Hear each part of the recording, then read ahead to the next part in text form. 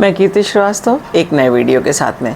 पिछले वीडियोस में मैंने आपको अस्मद और युष्मद, मैं और तुम, इन दो शब्दों के सर्वनामों के रूप आपको बताया है और ये मैं अच्छी तरह से समझा चुकी हूँ।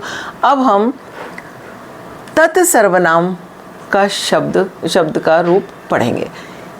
साथ में हम प्रश्न कैसे बनते हैं इसका भी किम का भी हम रूप पढ़ेंगे। अब आप देखिए पुल्लिंग सर्वनाम शब्द कैसे चलता है। सह तौ ते, सह यानी वह, तौ यानी वे दोनों, ते यानी वे सब।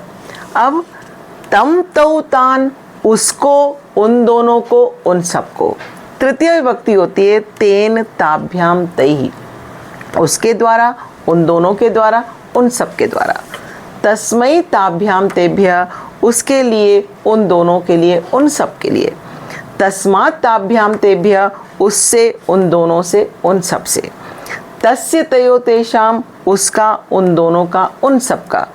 तस्मिन् तयो तेषु, उसमें, उन दोनों में, सब, उन सब में। ये सब जो है पुल्लिंग शब्द के सर्वनाम हैं। इनसे ही प्रश्न बनते हैं। अगर हरि शब्द का रूप है, मैंने आपको शब्द रूप बहुत सारे बताए हैं। हरि, हरि, हरिया है तो क्वेश्चन बनेगा कह कऊ के। हरि पुल्लिंग सारे शब्दों का प्रश्न ये बनेगा।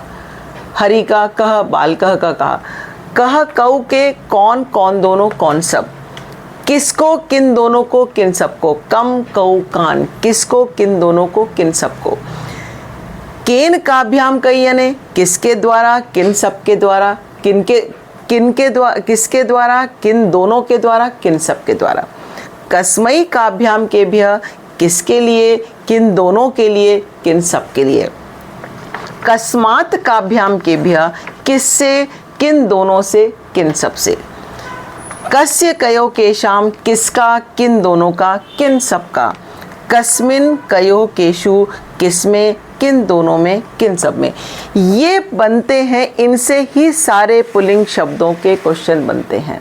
अगर राजा शब्द का रूप है, राजन का रूप है, राजा, राजानौ, राजानः, तो हम पूछेंगे कौन राजा, किन, कौन दोनों, राजानौ के, कौन, राजानः। अब हरि है तो हरि, हरि, हरिया, कौन, हरि, कौन दोनों, हरि, कौन सब, हरिया, किसको, हरिम, किन दोनों को। जो भी पुल्लिंग शब्द का रूप बनेगा, जिस विभक्ति का शब्द प्रयोग होगा, उससे, उसके लिए इसी में से क्वेश्चन बनेंगे और कहीं से क्वेश्चन नहीं बनेगा। तो हम संस्कृत पाठों में देखते हैं कि प्रश्न निर्माण करना, प्रश्न निर्माण में बच्चे कंफ्यूज हो जाते हैं। वहाँ ये बात आती है कि किस शब्द के लिए कौन से शब्द का, कैसे क्वेश्चन वाले शब्द का प्रयोग करना चाहिए। तो ये उपपद विभक्ति से भी समझते हैं और प्रथमा, द्वितीया, तृतीया, चतुर्थी, पंचमी, षष्ठी, सप्तमी के जो नियम होते हैं उनसे ही प्रश्नों का निर्माण होता है। तो ये किम यानी कौन, ये प्रश्न निर्माण है। अभी हमने पूछा कह तो कहने लगा सह वह, कौन दोनों, तौ, कौन सब, ते, किसको, तम, कम, तम, कौ, तौ, कान, तान। सेम साउंड वाले शब्द होते हैं सर्वनाम के। तो ये सर्वनाम है और ये प्रश्न निर्माण के लिए सारे सर्वनाम शब्द हैं पुल्लिंग के। तो इस तरह से गायत्री संस्कृत क्लासेस में और अधिक जानकारी के लिए आप जुड़े रहिए।